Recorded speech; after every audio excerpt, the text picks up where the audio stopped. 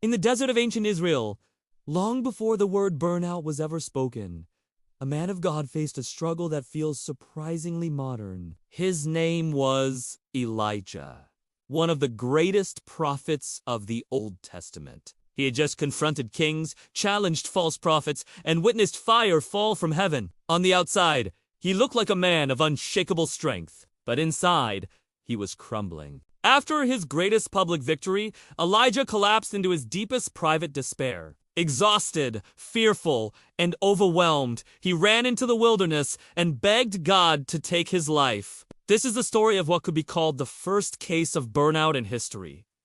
Elijah's story begins with power and passion. He had confronted the prophets of Baal, standing against hundreds of voices in defense of God's truth. Fire fell from heaven in one of the most dramatic moments in Scripture. Crowds fell to their knees, shouting that the Lord was the true God. It was a triumph of faith, the kind of moment that should have left Elijah on top of the world. And yet, what came next reveals something we all need to hear.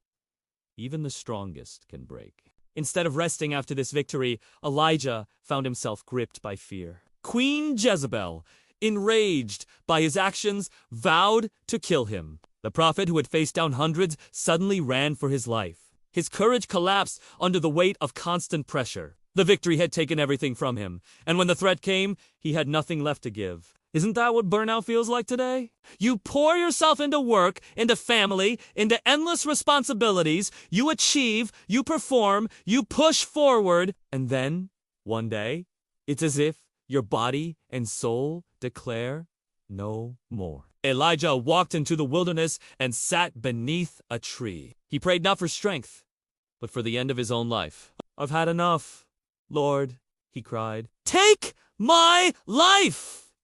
Imagine that.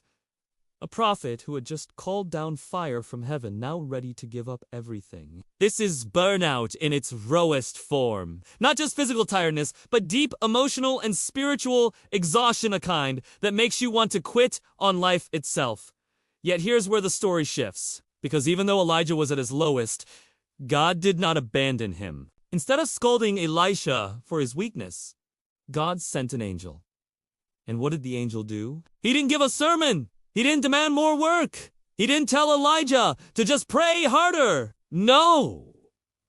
The angel touched him, told him to get up, and gave him food and water. Then Elijah lay down again, and the angel returned a second time, providing more. In other words, God's answer to burnout was not more pressure, it was rest, nourishment, and compassion. And this lesson is timeless. Sometimes the most spiritual thing you can do is to sleep, to eat, to allow your body and mind to recover. Elijah's journey reminds us that even those closest to God can reach the point of collapse. And yet, in that collapse, there is grace. The story does not end under the tree. Strengthened by the food and rest God provided, Elijah traveled 40 days and nights to Mount Horeb, the mountain of God. There, in a cave, he encountered something profound. He expected God to appear in dramatic ways, in wind, in earthquake, in fire. But God was not in those. Instead, God came in a gentle whisper. For someone burnt out, worn thin, and exhausted by noise and chaos, the whisper was everything. It was God saying, "You don't have to carry this alone. You don't have to fight with endless energy. My presence is enough."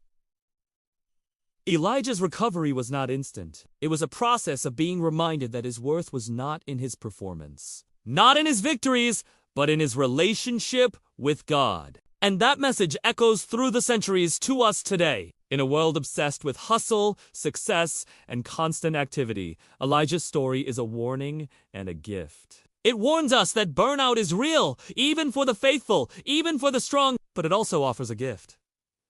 The reminder that rest is holy, weakness is human, and God's whisper is more powerful than the world's noise. So maybe the first recorded case of burnout in history is not just a story of despair, it's a story of hope. Because if Elijah could fall apart and still be restored, so can we. If God met him in the wilderness with kindness, he can meet us in our own deserts of exhaustion. And perhaps the most important lesson is this: burnout is not the end. It can be the beginning of a new way of living, where we stop running on empty and start listening for the whisper that says, "You are not alone."